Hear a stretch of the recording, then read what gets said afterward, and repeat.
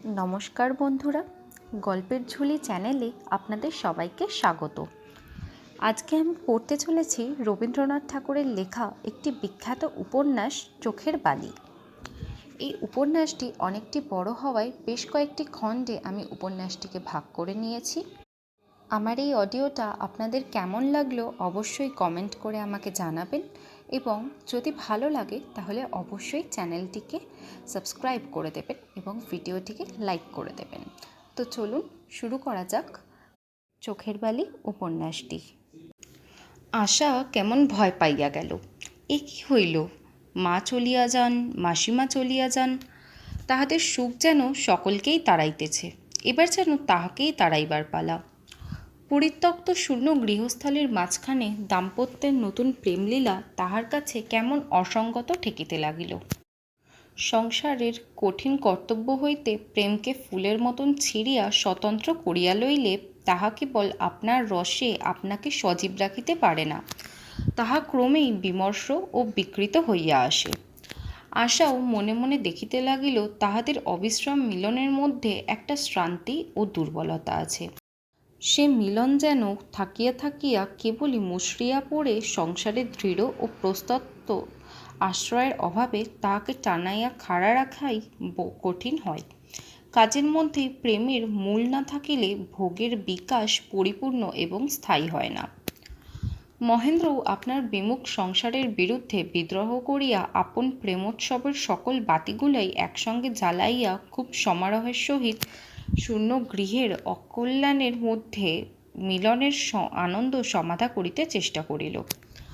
আশার মনে সে একটুখানি খোঁচা দিয়েই কহিল, টুনি, তোমার আজকাল কি হইয়াছে বলো দেখি? মাসি গেছেন, তা লইয়া অমন মন ভার করিয়া আছো কেন? আমাদের দুজনার ভালোবাসাতেই কি সকল ভালোবাসার অবসান নয়? আশা দুঃখিত হইয়া ভাবিত, তবে তো আমার ভালোবাসায় একটা কি অসম্পূর্ণতা আছে। আমি তো মাসির কথা প্রায়ই ভাবি। শাশুড়ি চলিয়া গেছেন বলিয়া তো আমার ভয় হয়। তখন সে প্রাণপণে এই সকল প্রেমের অপরাধ স্খলন করিতে চেষ্টা করে। এখন গৃহকর্ম ভালো করিয়া চলে না, চাকর বাকরেরা ফাঁকি দিতে আরম্ভ করিয়াছে।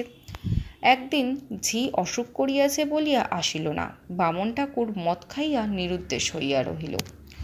মহেন্দ্র আশাকে কহিল, বেশ মজা হইয়াছে, আজ আমরা নিজেরা রন্ধনের কাজ সারিয়া লইব। মহেন্দ্র গাড়ি করিয়া নিউ মার্কেটে বাজার করিতে গেল। কোন জিনিসটা কি পরিমাণে দরকার তাহা তাহার কিছুমাত্রই জানা ছিল না। কতকগুলো বোঝা লইয়া আনন্দে ঘরে ফিরিয়া আসিল। সেগুলি লইয়া যে কি করিতে হবে আশাও তাহা ভালোরূপ জানে না। পরীক্ষায় বেলা 2-3 হইয়া গেল এবং নানাবিধ অভূতপূর্ব অখাদ্য উদ্ভাবন করিয়া মহেন্দ্রর অত্যন্ত আমোদবোধ করিল। আশা মহেন্দ্রের আমোদে যোগ দিতে পারিল না। আপন অজ্ঞতা ও অক্ষমতায় মনে মনে অত্যন্ত লজ্জা ও ক্ষোভ পাইল।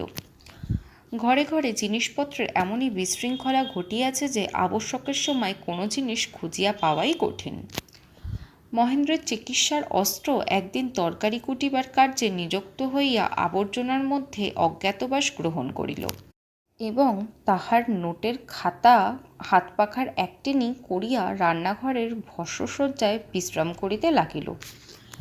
এই সকল অভাবনীয় ব্যবস্থা বিপর্যয়ের মহেন্দ্রের কৌতুকহীন সীমা রহিল না, কিন্তু আশা ব্যথিত হইয়া থাকিল। উচ্ছৃঙ্খল যথেচ্ছাচারের স্রোতে সমস্ত ঘরকান্না ভাসাইয়া হাস্যমুখে ভাসিয়া চলা বালিকার কাছে বিভীষিকাজনক বলিয়া বোধ হইতে লাগিল। একদিন সন্ধ্যার সময় দুইজনে ঢাকা বারান্দায় বিছানায় করিয়া বসিয়াছে। সম্মুখে খোলা ছাদ। বৃষ্টির পরে কলিকাতার দিগন্তব্যাপী সৌধশিখর শ্রেণী জ্যোৎস্নায় প্লাবিত।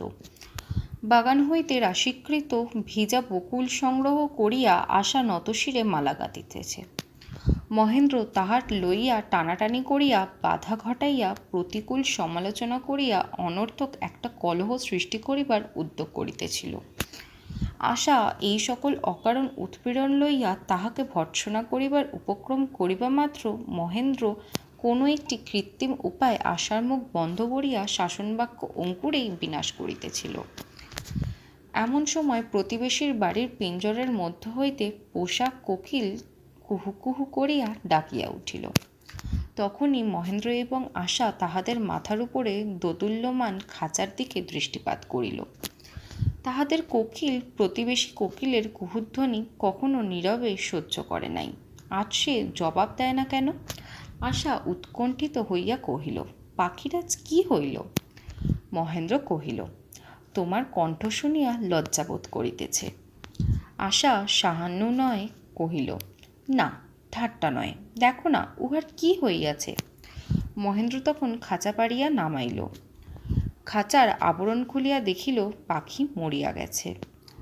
অন্নপূর্ণা যাওয়ার পর বেহারা ছুটি লইয়া গিয়েছিল, পাখিকে কেহ দেখে নাই। দেখিতে দেখিয়া আশার মুখ ম্লান হইয়া গেল, তাহার আঙ্গুল চলিল না, ফুলও পড়িয়া রহিল। মহেন্দ্রের মনে আঘাত লাগিলেও অকালে রঙ্গভঙ্গের আশঙ্কায় ব্যাপারটা সে হাসাইয়া উড়াইবার চেষ্টা করিল।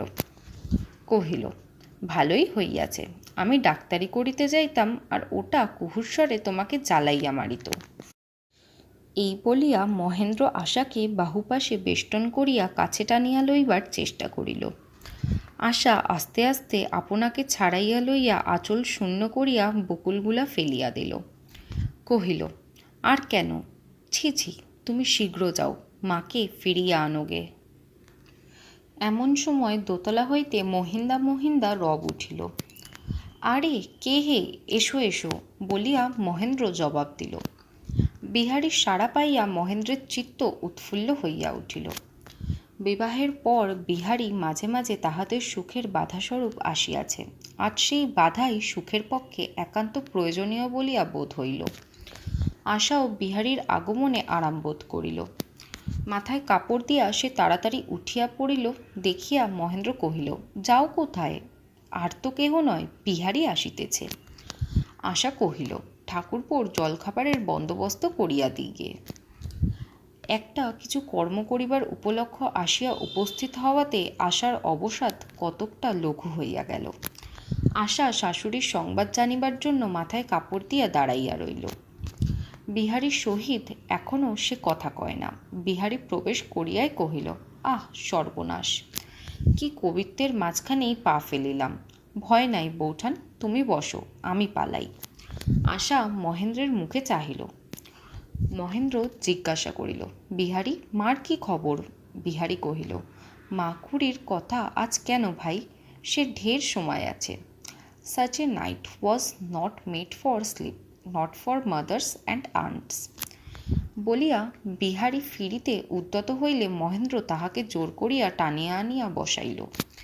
বিহারী কহিল, বৌঠান দেখো, আমার অপরাধ নাই, আমাকে জোর করিয়া আনিলে পাপ করিল মহেন্দা, তাহার অভিশাপটা আমার উপরে যেন না পড়ে। কোনো জবাব দিতে না পারিয়া বলিয়াই এইসব কথা আশা অত্যন্ত বিরক্ত হয়। বিহারী ইচ্ছা করিয়া তাহাকে জ্বালাতন করে। বিহারী কহিল, বাড়ির স্ত্রী তো দেখিতেছে, মাকে এখন আনাইবার কি সময় হয় নাই? মহেন্দ্র কহিল, বিলক্ষণ, আমরা তো তার জন্যেই অপেক্ষা করিয়া আছি। বিহারী কহিল, সেই কথাটি তাহাকে জানাইবার পত্র লিখিতে তোমার অল্পই সময় লাগিবে, কিন্তু তাহার সুখের সীমা থাকিবে না। বৌঠান, মহিন্দাকে সেই 2 মিনিট ছুটি দিতে হইবে, তোমার কাছে এই আমার আবেদন। আশা রাগিয়া চলিয়া গেল, তাহার চোখ দিয়া জল পড়িতে লাগিল। মহেন্দ্র কহিল, কি শুভক্ষণেই যে তোমাদের দেখা হইয়াছিল, কিছুতেই সন্ধি হইল না, কেবলই ঠুকঠাক চলিতেছে। বিহারী কহিল, তোমাকে তোমার মা তো নষ্ট করিয়াছেন, আবার স্ত্রীও নষ্ট করিতে বসিয়াছে। সেইটে দেখিতে পারি না বলিয়াই সময় পাইলে 2-1 কথা বলি। মহেন্দ্র, তাহাতে ফল কি হয়? বিহারী, ফল তোমার সম্বন্ধে বিশেষ কিছুই হয় না, আমার সম্বন্ধে কিঞ্চিত হয়। বিহারী নিজে বসিয়া মহেন্দ্রকে দিয়া চিঠি লিখাইয়া লইল এবং সে চিঠি লইয়া পরদিনই রাজলক্ষ্মীকে আনিতে গেল। রাজলক্ষ্মী বুঝিলেন এ চিঠি বিহারীই লিখিয়াছে, কিন্তু তবু আর সে থাকিতে পারিলেন না। সঙ্গে বিনোদিনী আসিল। গৃহিণী ফিরিয়া আসিয়া গৃহের যেরূপ দুরবস্থা দেখিলেন, সমস্ত অমার্জিত, মলিন, বিপর্যস্ত। তাহাতে বধূর প্রতি তাহার মন যেন আরও বক্র হইয়া উঠিল। কিন্তু বধূর এ কী পরিবর্তন! সে যে ছায়ার মতো তাহার অনুসরণ করে, আদেশ না পাইলেও তাহার কর্মে সহায়তা করিতে অগ্রসর হয়। তিনি শশব্যস্ত হইয়া বলিয়া ওঠেন, রাখো রাখো, ও তুমি নষ্ট করিয়া ফেলবে, জানো না যে কাজ সে কাজে হাত দেওয়া। রাজলক্ষ্মী স্থির করিলেন, অন্নপূর্ণা চলিয়া যাওয়াতেই বধূর এত উন্নতি হইয়াছে। কিন্তু তিনি ভাবিলেন, মহেন্দ্র মনে করিবে খুড়ি যখন ছিল তখন বধূকে লইয়া আমি বেশ নিষ্কণ্টকে সুখে ছিলাম, আর মা আসিতেই আমার বিরহ দুঃখ আরম্ভ হইল। ইহাতে অন্নপূর্ণা যে তার হিতৈষী এবং মা যে তাহার সুখের অন্তরায়, ইহাই প্রমাণ হইবে। কাজ কি, আজকাল দিনের বেলা মহেন্দ্র ডাকাইয়া পাঠাইলে বহু যাইতে ইতস্তত করিত, কিন্তু রাজলক্ষ্মী ভর্ৎসনা করিয়া বলিত, মহিন ডাকিতেছে, সে বুঝি আর কানে তুলিতে নাই। বেশি আদর পাইলে শেষকালে এমনটাই ঘটিয়া থাকে। যাও, তোমার আর তরকারিতে হাত দিতে হইবে না। আবার সেই স্লেট পেন্সিল চারুপাঠ লইয়া মিথ্যা খেলা, ভালোবাসার অমূলক অভিযোগ লইয়া পরস্পরকে অপরাধী করা, উভয়ের মধ্যে কাহার প্রেমের ওজন বেশি তাহা লইয়া বিনা যুক্তিমূল্যে তুমুল তর্ক বিতর্ক, বর্ষার দিনকে রাত্রি করা এবং জ্যোৎস্নারাত্রিকে দিন করিয়া তোলা, শ্রান্তি এবং অবসাদকে গায়ের জোরে দূর করিয়া দেওয়া, পরস্পরকে এমনই করিয়া অভ্যেস করা যে সঙ্গ যখন অসার চিত্তে আনন্দ দিতেছে না, তখন ক্ষণকালের জন্য মিলনপাশ হইতে মুক্তি ভয়াবহ মনে হয়, সম্ভব্য ভস্মাচ্ছক, অথচ কর্মানন্তে যাইতেও পা ওঠে না। ভোগসুখের এই ভয়ঙ্কর অভিশাপ যে সুখ অধিক দিন থাকে না, কিন্তু বন্ধন দুশ্ছেদ্য হইয়া ওঠে। এমন সময় বিনোদিনী একদিন আশার গলা জড়াইয়া ধরিয়া কহিল, ভাই, তোমার সৌভাগ্য চিরকাল অক্ষয় হোক, কিন্তু আমি দুঃখিনী বলিয়া কি আমার দিকে একবার তাকাইতে নাই? আত্মীয় গৃহে বাল্যকাল হইতে পরের মতো লালিত হইয়া আছি বলে লোকসাধারণের নিকট আসার এক প্রকার আন্তরিক কুণ্ঠিতভাব ছিল। ভয় পাইত পাছে কেহ প্রত্যাখ্যান করে। বিনোদিনী যখন তাহার জোড়া ভুরু ও তীক্ষ্ণ দৃষ্টি, তাহার নিখুঁত মুখ ও নিটল যৌবন লইয়া উপস্থিত হইল, তখন আশা অগ্রসর হইয়া তাহার পরিচয় লইতে সাহস করিল না। আশা দেখিল শাশুড়ি রাজলক্ষ্মীর নিকট বিনোদিনীর কোনো প্রকার সংকোচ নাই। রাজলক্ষ্মীও যেন আশাকে বিশেষ করিয়া দেখাইয়া দেখাইয়া বিনোদিনীকে বহুমান দিতেছে। সময় সময় আশাকে বিশেষ করিয়া শুনাইয়া শুনিয়া বিনোদিনীর প্রশংসা বাক্যে উচ্ছ্বসিত হইয়া উঠিতেছেন। আশা দেখিল বিনোদিনী সর্বপ্রকার গৃহকর্মে সুনিপুণ প্রভূত, যেন তাহার পক্ষে নিতান্ত সহজ স্বভাবদীপ্ত দাসদাসীদিগকে কর্মনিয়োগে করিত। ভর্ৎসনা করিতে ও আদেশ করিতে সে লেশমাত্র কুণ্ঠিত নহে। এই সমস্ত দেখিয়া আশা বিনোদিনীর কাছে নিজেকে নিতান্ত ক্ষুদ্র মনে করিল। সেই সর্বগুণশালিনী বিনোদিনী যখন অগ্রসর হইয়া আশার প্রণয় প্রার্থনা করিল, তখন সংকোচের বাধায় ঠেকিবার বালিকার আনন্দ আরও 4 গুণ উছলিয়া পড়িল। জাদুকরের মায়াতরুর মতো তাহাদের প্রণয় বীজ একদিনেই অঙ্কুরিত, পল্লবিত ও পুষ্পিত হইয়া উঠিল। আশা কহিল, এসো ভাই, তোমার সঙ্গে একটা কিছু পাতাই। বিনোদিনী হাসিয়া কহিল, কি পাতাইবে? আশা গঙ্গাজল, বকুল ফুল প্রভৃতি অনেকগুলি ভালো ভালো জিনিসের নাম করিল। বিনোদিনী কহিল, ওসব পুরনো হইয়া গেছে, আদরের নামের আর আদর নাই। আশা কহিল, তাহলে কোনটা পছন্দ? বিনোদিনী হাসিয়া কহিল, চোখের বালি। শ্রুতিমধুর নামের দিকেই আশার ঝোঁক ছিল, কিন্তু বিনোদিনীর পরামর্শে আদরের গালিটাই গ্রহণ করিল।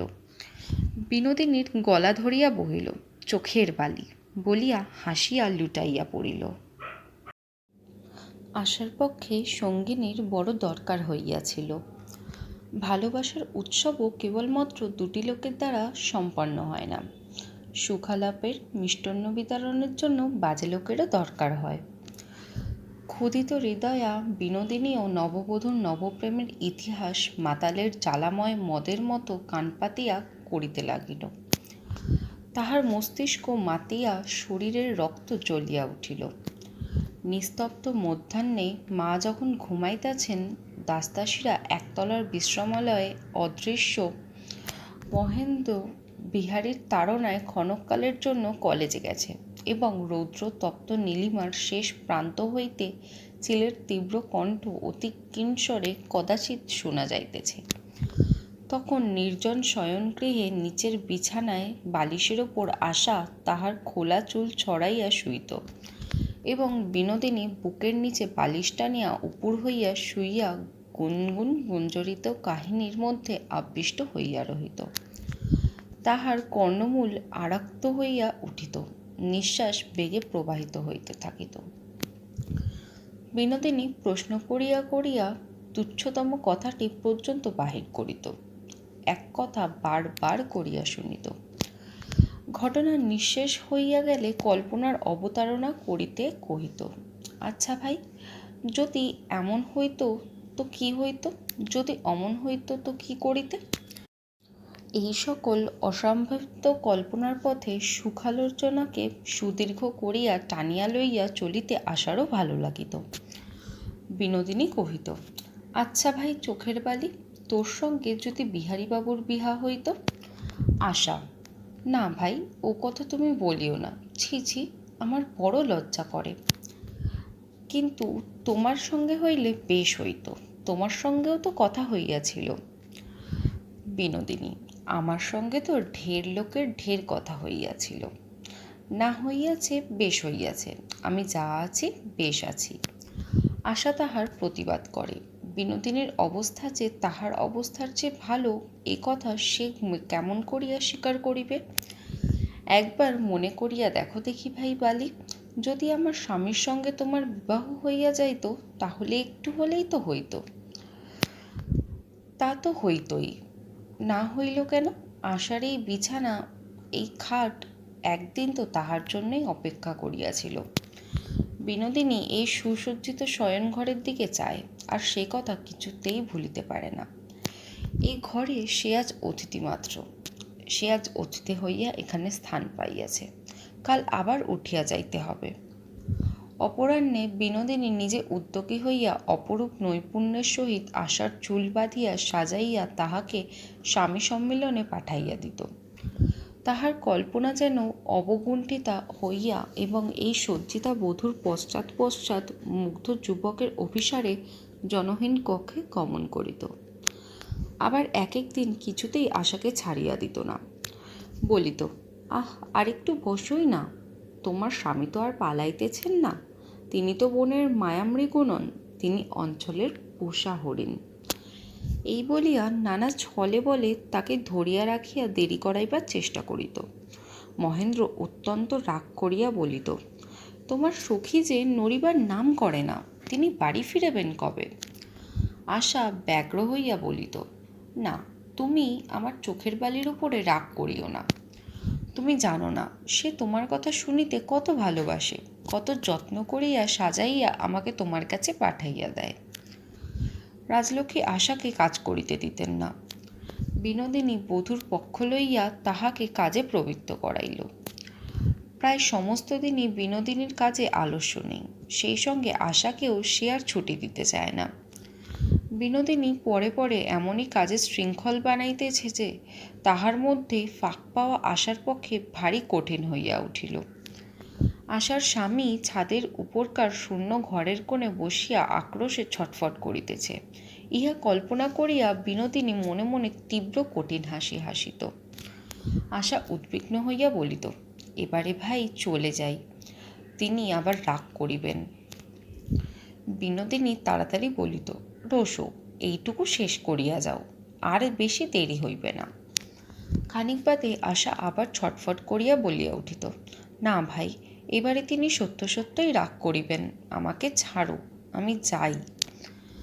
বিনোদিনী বলিত, আহা, একটু রাগ করলেই বা কি, সোহাগের সঙ্গে রাগ না মিশিলে ভালোবাসার স্বাদ থাকে না, তরকারিতে লঙ্কা মরিচের মতো।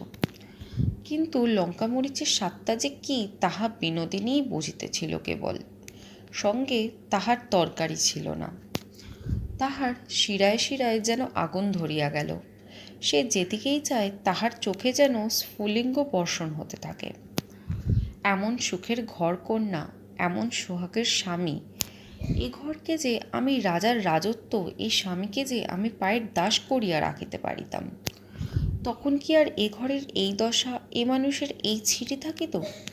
আমার জায়গায় কিনা এই কচি খুকি, এই খেলার পুতুল। আশার গলা জড়াইয়া, ভাই চোখের বালি, বলো না ভাই, কাল তোমাদের কি কথা হইল? আমি তোমাকে যাহা শিখাইয়া দিয়েছিলাম তাহা বলিয়াছিলে? তোমাদের ভালোবাসার কথা শুনিলে আমার ক্ষুধা তৃষ্ণা থাকে না ভাই। মহেন্দ্র একদিন বিরক্ত হইয়া তাহার মাকে ডাকিয়া কহিল, এ কি ভালো হইতেছে? পরের ঘরে যুবতী বিধবাকে আনিয়া একটা দায় ঘাড়ে করিবার দরকার কি? তোমার তো ইহাতে মত নাই, কি জানি কখন কি সংকট ঘটিতে পারে। রাজলক্ষ্মী কহিলেন, ও যে আমাদের বিপিনের বউ, উহাকে তো আমি পর মনে করি না। মহেন্দ্র কহিল, না মা, ভালো হইতেছে না, আমার মতে উহাকে রাখা উচিত নয়। রাজলক্ষ্মী বেশ জানিতেন মহেন্দ্রের মত অগ্রাহ্য করা সহজ নহে। তিনি বিহারীকে ডাকিয়া কহিলেন, ও বিহারী, তুই একবার মহিনকে বুঝিয়া বলতো, বিপিনের বউ আছে বলিয়াই এই বৃদ্ধ বয়সে আমি একটু বিশ্রাম করিতে পাই। পর হোক যা হোক, আপন লোকের কাজ হইতে এমন সেবা তো কখনো পাই নাই। বিহারী রাজলক্ষ্মীকে কোনো উত্তর না করিয়া মহেন্দ্রের কাছে গেল, কহিল, মহিন্দা, বিনোদিনীর কথা কিছু ভাবিতেছ? মহেন্দ্র হাসিয়া কহিল, ভাবিয়া রাত্রে ঘুম হয় না। তোমার বৌঠানকে জিজ্ঞাসা করো না। আজকাল বিনোদিনীর ধ্যানে আমার আর সকল ধ্যানই ভঙ্গ হইয়াছে। আশা ঘোমটার ভিতর হইতে মহেন্দ্রকে নীরবে তর্জন করিল। বিহারী কহিল, বলো কি, দ্বিতীয় বিষবৃক্ষ? মহেন্দ্র, ঠিক তাই। এখন উহাকে বিদায় করিবার জন্য চুনি ছটফট করিতেছে। ঘোমটার ভিতর হইতে আশা দুই চক্ষু আবার ভর্ৎসনা বর্ষণ করিল। বিহারী কহিল, বিদায় করিলে ফিরিতে কতক্ষণ? বিধবার বিবাহ দিয়া দাও, বিস্তাত একেবারে ভাঙিবে। মহেন্দ্র, কুন্দরও তো বিবাহ দেওয়া হইয়াছিল। বিহারী কহিল, থাক, ও উপমাটা এখন রাখো। বিনোদিনীর কথা আমি মাঝে মাঝে ভাবি। তোমার এখানে উচিত তো চিরদিন থাকিতে পারে না। তাহার পরে যে বন দেখিয়া আসিয়াছি, সেখানে উহাকে যাবজ্জীবন বনবাসে পাঠানো, সেও বড় কঠিন দণ্ড। মহেন্দ্রের সম্মুখে এ পর্যন্ত বিনোদিনী বাহির হয় নাই, কিন্তু বিহারী তাহাকে দেখিয়াছে। বিহারী এটুকু বুঝিয়াছে এ নারী জঙ্গলে ফেলিয়া রাখিবার নহে। কিন্তু শিখা একভাবে ঘরের প্রদীপরূপে জ্বলে, আর একভাবে ঘরে আগুন ধরাইয়া দেয়, সে আশঙ্কাও বিহারীর মনে ছিল। মহেন্দ্র বিহারীকে এই কথা লইয়া অনেক পরিহাস করিল। বিহারীও তাহার জবাব দিল, কিন্তু তাহার মন বুঝিয়াছিল এ নারী খেলা করিবার নহে, ইহাকে উপেক্ষা করাও যায় না। রাজলক্ষ্মী বিনোদিনীকে সাবধান করিয়া দিলেন, কহিলেন, দেখো বাছা, বউকে লইয়া তুমি অত টানাটানি করিও না। তুমি পাড়াগাঁয়ের গৃহস্থ ঘরে ছিলে, আজকালকার চালচলন জানো না। তুমি বুদ্ধিমতী, ভালো করিয়া বুঝিয়া চলো। ইহার পর বিনোদিনী অত্যন্ত আড়ম্বরপূর্বক আশাকে দূরে দূরে রাখিল। কহিল, ভাই, আমি কে? আমার মতো অবস্থার লোক আপন মান বাঁচাইয়া চলিতে না জানিলে কোন দিন কি ঘটে বলা যায় না। আশা সাধাসাধি কান্নাকাটি করিয়া মরে, বিনোদিনী দৃঢ় প্রতিজ্ঞ। মনের কথায় আশা আকণ্ঠ পরিপূর্ণ হইয়া উঠিল, কিন্তু বিনোদিনী আমল দিল না। এদিকে মহেন্দ্রের বাহুপাশ শিথিল, এবং তাহার মুগ্ধ দৃষ্টি যেন ক্লান্তিতে আবৃত হইয়া আসিয়াছে। পূর্বে যে সকল অনিয়ম উচ্ছৃঙ্খলা তাহার কাছে কৌতুকজনক বোধ হইত, এখন তাহা অল্পে অল্পে তাহাকে পীড়ন করিতে আরম্ভ করিয়াছে। আশার সাংসারিক অপটুতায় সে ক্ষণে ক্ষণে বিরক্ত হয়, কিন্তু প্রকাশ করিয়া বলে না। প্রকাশ না করিলেও আশা অন্তরে অন্তরে অনুভব করিয়াছে, নীরব বিচ্ছিন্ন মিলনে প্রেমের মর্যাদা ম্লান হইয়া যাইতেছে। মহেন্দ্রের সোহাগের মধ্যে যেন বেসুর লাগিতেছিল। কতকটা মিথ্যা বাড়াবাড়ি, কতকটা আত্মপ্রতারণা, এই সময়ে পলায়ন ছাড়া পরিত্রাণ নাই, বিচ্ছেদ ছাড়া ঔষধ নাই। স্ত্রীলোকের স্বভাবসিদ্ধ সংস্কারবশে আশা আজকাল মহেন্দ্রকে ফেলিয়া যাইবার চেষ্টা করিত, কিন্তু বিনোদিনী ছাড়া তাহার যাইবার স্থান কোথায়? মহেন্দ্র প্রণয়নের উত্তপ্ত বাসসজ্জার মধ্যে চক্ষু উন্মীলন করিয়া ধীরে ধীরে সংসারের কাজকর্ম, পড়াশোনার প্রতি একটু সজাগ হইয়া পাশ ফিরিল। ডাক্তারি বইগুলো নানা অসম্ভব স্থান হইতে উদ্ধার করিয়া ধুলা ঝাড়িতে লাগিল এবং চাপকান প্যান্টালুন কয়েকটা রৌদ্রে দিবার উপক্রম করিল। বিনোদিনী যখন নিতান্তই ধরা দিল না, তখন আশার মাথায় একটা ফোন দিয়া আসিল। সে বিনোদিনীকে কহিল, ভাই বালি, তুমি আমার স্বামীর সম্মুখে বাহির হও না কেন? পলাইয়া বেড়াও কি জন্য? বিনোদিনী অতি সংক্ষেপে এবং সতেজে উত্তর করিল, ছি ছি। আশা কহিল, কেন? মার কাছে শুনিয়াছি, তুমি তো আমাদের পর নও। বিনোদিনী গম্ভীর মুখে কহিল, সংসারে আপন পর কেহই নাই। যে আপন মনে করে সেই আপন, যে পর বলিয়া জানে সে আপন হইলেও পর। আশা মনে মনে ভাবিল, এ কথার আর উত্তর নাই। বাস্তবিকই তাহার স্বামী বিনোদিনীর প্রতি অন্যায় করেন, বাস্তবিকই তাহাকে পর ভাবেন এবং তাহার প্রতি অকারণে বিরক্ত হন। সেদিন সন্ধ্যাবেলায় আশা স্বামীকে অত্যন্ত আবদার করিয়া ধরিল, আমার চোখের বালির সঙ্গে আপনাকে আলাপ করিতে হইবে। মহেন্দ্র হাসিয়া কহিল, তোমার সাহস তো কম নয়। আশা জিজ্ঞেস করিল, কেন, ভয় কিসের? মহেন্দ্র, তোমার সখীর যেরকম রূপের বর্ণনা করো সে তো বড় নিরাপদ জায়গা নয়। আশা কহিল, আচ্ছা, সে আমি সামলাইতে পারিব, তুমি ঠাট্টা রাখিয়া দাও। তার সঙ্গে আলাপ করিবে কিনা বলো। বিনোদিনীকে দেখিবে বলিয়া মহেন্দ্রের যে কৌতূহল ছিল না তাহা নয়, এমনকি আজকাল তাহাকে দেখিবার জন্য মাঝে মাঝে আগ্রহ জন্মে। সেই অনাবশ্যক আগ্রহটা তাহার নিজের কাছে উচিত বলিয়া ঠেকে নাই। হৃদয়ের সম্পর্ক সম্বন্ধে মহেন্দ্রের উচিত অনুচিতের আদর্শ সাধারণের অপেক্ষা কিছু কড়া। পাছে মাতার অধিকার লেশমাত্র ক্ষুণ্ণ হয়, এই জন্য ইতিপূর্বে সে বিবাহের প্রসঙ্গমাত্র কানে আনিত না। আজকাল আশার সহিত সম্বন্ধকে সে এমনভাবে রক্ষা করিতে চায় যে অন্য স্ত্রীলোকের প্রতি সামান্য কৌতূহলকেও সে মনে স্থান দিতে চায় না। প্রেমের বিষয়ে সে যে বড় খুঁতখুঁতে এবং অত্যন্ত খাঁটি, এই লইয়া তাহার মনে একটা গর্ব ছিল। এমনকি বিহারীকে সে বন্ধু বলিত বলিয়া অন্য কাহাকে বন্ধু বলিয়া স্বীকার করিতে চাইত না। অন্য কেহ যদি তাহার নিকট আকৃষ্ট হইয়া আসিত, তবে মহেন্দ্র যেন তাহাকে গায়ে পড়িয়া উপেক্ষা দেখাইত এবং বিহারীর নিকটে সেই হতভাগ্য সম্বন্ধে উপহাস তীব্র অবজ্ঞা প্রকাশ করিয়া ইতসাধারণের প্রতি নিজের একান্ত ঔদাসীন্য ঘোষণা করিত। বিহারী ইহাতে আপত্তি করিলে মহেন্দ্র বলিত, তুমি পারো বিহারী, যেখানে যাও তোমার বন্ধুর অভাব হয় না। আমি কিন্তু যাকে তাকে বন্ধু বলিয়া টানাটানি করিতে পারি না।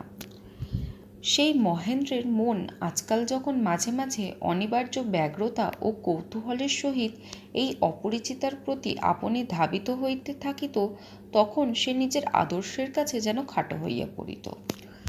অবশেষে বিরক্ত হইয়া বিনোদিনীকে বাটি হইতে বিদায় করিয়া দিবার জন্য সে তাহার মাকে পীড়াপিড়ি করিতে আরম্ভ করিল। মহেন্দ্র কহিল, থাক চুনি, তোমার চোখের বালির সঙ্গে আলাপ করিবার সময় কই? পড়িবার সময় ডাক্তারি বই পড়িব, অবকাশের সময় তুমি আছো, ইহার মধ্যে সখীকে কোথায় আনিবে? আশা কহিল, আচ্ছা, তোমার ডাক্তারিতে ভাগ বসাইব না, আমারই অংশ আমি বালিকে দেব। মহেন্দ্র কহিল, তুমি তো দেবে, আমি দিতে দেব কেন? আশা যে বিনোদিনীকে ভালোবাসিতে পারে, মহেন্দ্র বলে ইহাতে তাহার স্বামীর প্রতি প্রেমের খর্বতা প্রতিপন্ন হয়। মহেন্দ্র অহংকার করিয়া বলিত, আমার মতো অনন্যনিষ্ঠ প্রেম তোমার নহে। আশা তাহা কিছুতেই মানিত না, ইহা লইয়া ঝগড়া করিত, কাঁদিত, কিন্তু তর্কে জিতিতে পারিত না। মহেন্দ্র তাহাদের দুজনের মাঝখানে বিনোদিনীকে সুগ্রহ্য স্থান ছাড়িয়া দিতে চায় না, ইহাই তাহার গর্বের বিষয় হইয়া উঠিল। মহেন্দ্রের এই গর্ব আশার সহ্য হইত না, কিন্তু আজ সে পরাভব স্বীকার করিয়া কহিল, আচ্ছা বেশ, আমার খাতিরেই তুমি আমার বালির সঙ্গে আলাপ করো। আশার নিকট মহেন্দ্র নিজের ভালোবাসার দৃঢ়তা ও শ্রেষ্ঠতা প্রমাণ করিয়া অবশেষে বিনোদিনীর সঙ্গে আলাপ করিবার জন্য অনুগ্রহপূর্বক রাজি হইল বলিয়া রাখিল, কিন্তু তাই বলিয়া যখন তখন উৎপাত করিলে বাঁচিব না। পরদিন প্রত্যুষে বিনোদিনীকে আশা তাহার বিছানায় গিয়া জড়াইয়া ধরিল। বিনোদিনী কহিল, এ কি আশ্চর্য, চকরে যে আজ চাঁদকে ছাড়িয়া মেঘের দরবারে।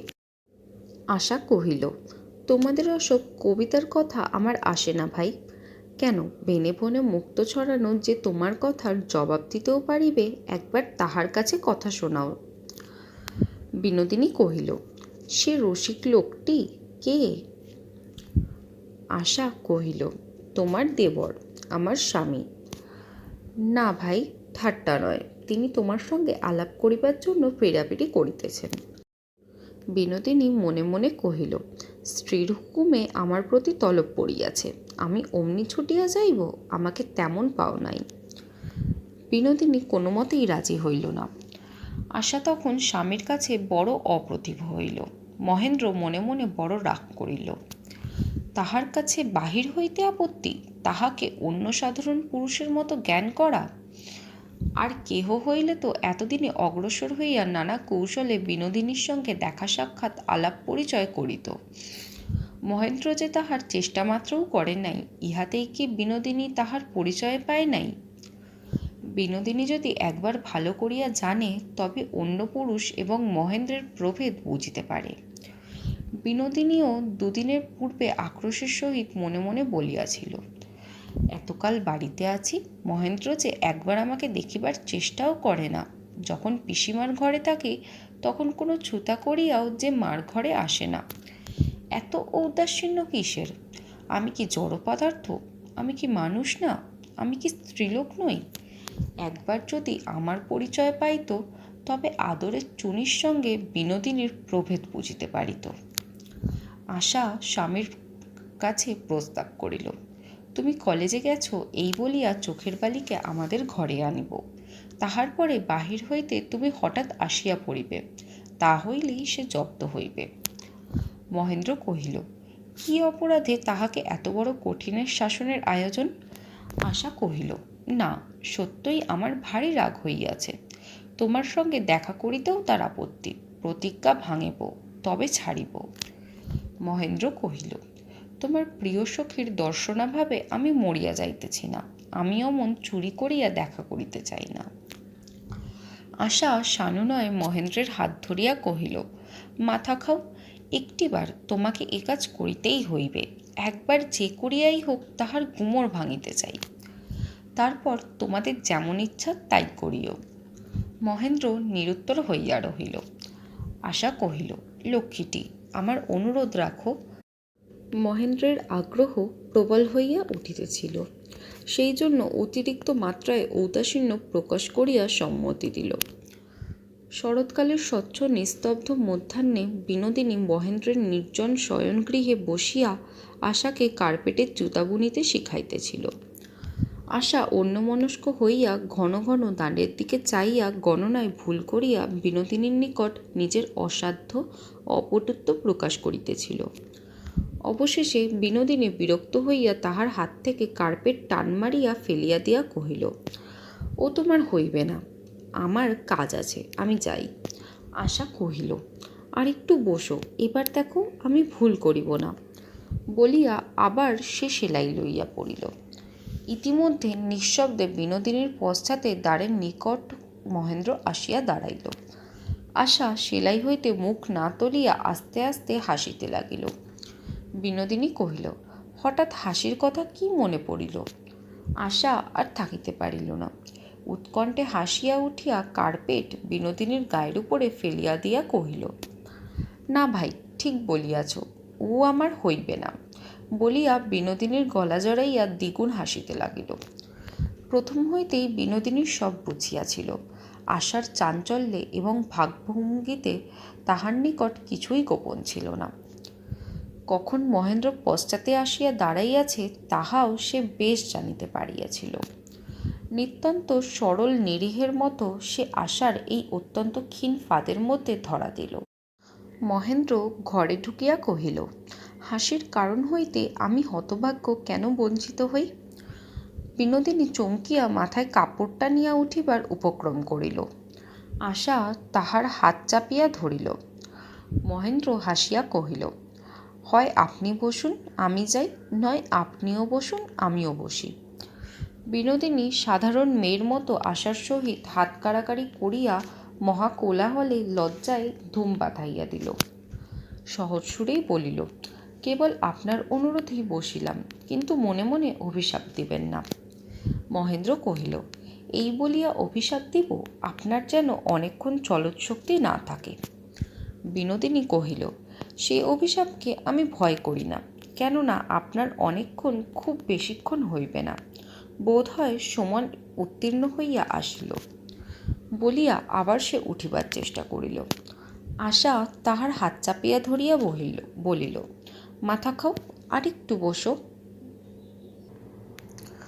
আশা জিজ্ঞাসা করিল, সত্য করিয়া বলো, আমার চোখের বালিকে কেমন লাগিল? মহেন্দ্র কহিল, মন্দ নয়। আশা অত্যন্ত ক্ষুণ্ণ হইয়া কহিল, তোমার কাউকেই পছন্দ হয় নাই? মহেন্দ্র, কেবল একটি লোক ছাড়া। আশা কহিল, আচ্ছা, ওর সঙ্গে আরেকটু ভালো করিয়া আলাপ হোক, তারপরে বুঝিব পছন্দ হয় কিনা। মহেন্দ্র কহিল, আবার আলাপ? এখন বুঝি বরাবরই এমনই চলিবে? আশা কহিল, ভদ্রতার খাতিরেও তো মানুষের সঙ্গে আলাপ করিতে হয়। একদিন পরিচয়ের পরেই যদি দেখাশোনা বন্ধ করো, তবে চোখের বালি কি মনে করিবে বলো দেখি? তোমার কিন্তু সকলই আশ্চর্য। আর কেউ হইলে অমন মেয়ের সঙ্গে আলাপ করিবার জন্য সাধিয়া বেড়াইত। তোমার যেন একটা মস্ত বিপদ উপস্থিত হইল। অন্য লোকের সঙ্গে তাহার এই প্রভেদের কথা শুনিয়া মহেন্দ্র ভারী খুশি হইল। কহিল, আচ্ছা বেশ, তো ব্যস্ত হইবার দরকার কি? আমার তো পালাইবার স্থান নাই, তোমার সখীরও পালাইবার তাড়া দেখি না, সুতরাং দেখা মাঝে মাঝে হইবেই, এবং দেখা হইলে ভদ্রতা রক্ষা করিব। তোমার স্বামীর সেটুকু শিক্ষা আছে। মহেন্দ্র মনে স্থির করিয়া রাখিয়াছিল, বিনোদিনী এখন হইতে কোনো না কোনো ছুতোয় দেখা দিবেই। সে ভুল বুঝিয়াছিল। বিনোদিনী কাজ দিয়াও যায় না, দৈবাৎ যাতায়াতের পথেও দেখা হয় না। পাছে কিছুমাত্র ব্যগ্রতা প্রকাশ হয় বলিয়া মহেন্দ্র বিনোদিনীর প্রসঙ্গ স্ত্রীর কাছে উত্থাপন করিতে পারে না। মাঝে মাঝে বিনোদিনীর সঙ্গলাভের জন্য স্বাভাবিক সামান্য ইচ্ছাকেও গোপন ও দমন করিতে গিয়া মহেন্দ্রের ব্যগ্রতা যেন আরও বাড়িয়া উঠিতে থাকে। তাহার পরে বিনোদিনীর ঔদাস্যে তাহাকে আরও উত্তেজিত করিতে থাকিল। বিনোদিনীর সঙ্গে দেখা হইবার পরদিনে মহেন্দ্র নিতান্তই যেন প্রসঙ্গক্রমে হাস্যোচ্ছলে আশাকে জিজ্ঞাসা করিল, আচ্ছা, তোমার অযোগ্য এই স্বামীটিকে চোখের বালির কেমন লাগিল? প্রশ্ন করিবার পূর্বেই আশার কাছ হইতে এ সম্বন্ধে উচ্ছ্বাসপূর্ব বিস্তারিত রিপোর্ট পাইবে মহেন্দ্রর এরূপ দৃঢ় প্রত্যাশা ছিল। কিন্তু সেজন্য সবুর করিয়া যখন ফল পাইল না, তখন লীলাচ্ছলে প্রশ্নটা উত্থাপন করিল। আশা মুশকিলে পড়িল। চোখের বালি কোনো কথাই বলে নাই।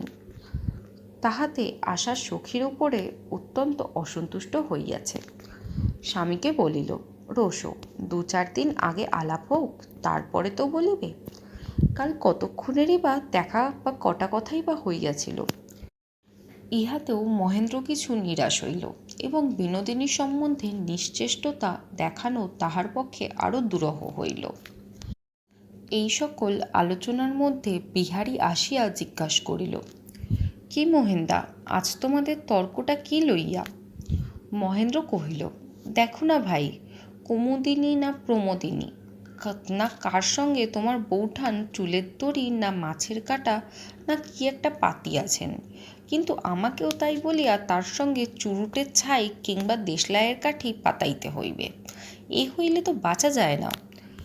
আশা ঘোমটার মধ্যে নীরবে তুমুল কলহ ঘনাইয়া উঠিল। বিহারী ক্ষণকাল নিরুত্তর মহেন্দ্রের মুখের দিকে চাহিয়া হাসিল, কহিল, বৌঠান, লক্ষণ ভালো নয়।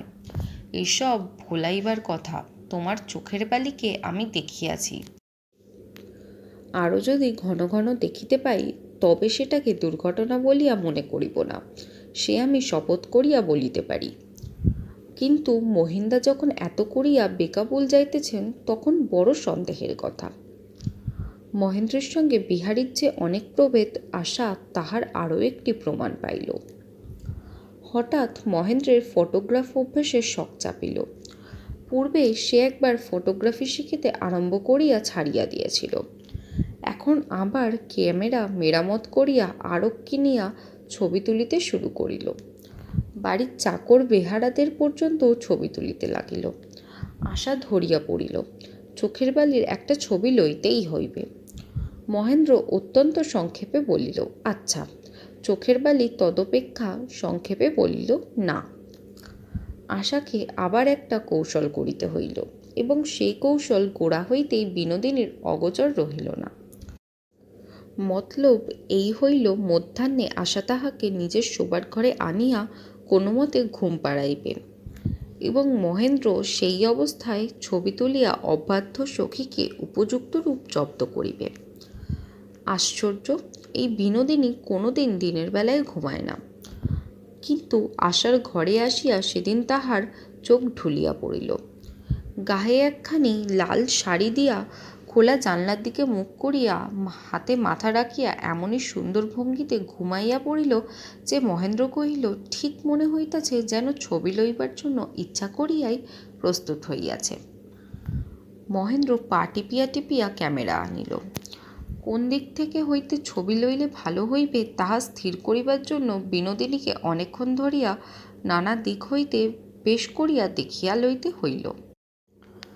এমনকি আর্টের খাতিরে অতি সন্তর্পণে শিয়রের কাছে তাহার খোলা চুল এক জায়গায় একটু সরাইয়া দিতে হইল। পছন্দ না হওয়ায় পুনরায় তাহা সংশোধন করিয়া লইতে হইল। আশাকে কানে কানে কহিল, পায়ের কাছে শালটা একটুখানি বাদিকে সরাইয়া দাও। অপটু আশা কানে কানে কহিল, আমি ঠিক পারিব না, ঘুম ভাঙাইয়া দিব, তুমি সরাইয়া দাও। মহেন্দ্র সরাইয়া দিল। অবশেষে যেই ছবি লইবার জন্য ক্যামেরার মধ্যে কাজ পুড়িয়া দিল, অমনি যেন কিসের শব্দে বিনোদিনী নড়িয়া দীর্ঘ নিঃশ্বাস ফেলিয়া ধরপড় করিয়া উঠিয়া বসিল। আশা উচ্চস্বরে হাসিয়া উঠিল। বিনোদিনী বড়ই রাগ করিল। তাহার জ্যোতির্ময় চক্ষু দুইটি হইতে মহেন্দ্রের প্রতি অগ্নিবাণ বর্ষণ করিয়া কহিল, ভারী অন্যায়। মহেন্দ্র কহিল, অন্যায় তাহার আর সন্দেহ নাই, কিন্তু চুরিও করলাম, অথচ চোরাই মাল ঘরে আসিল না, ইহাতে যে আমার ইহকাল পরকাল দুই গেল। অন্যায়টাকে শেষ করিতে দিয়া তাহার পরে দণ্ড দিবেন।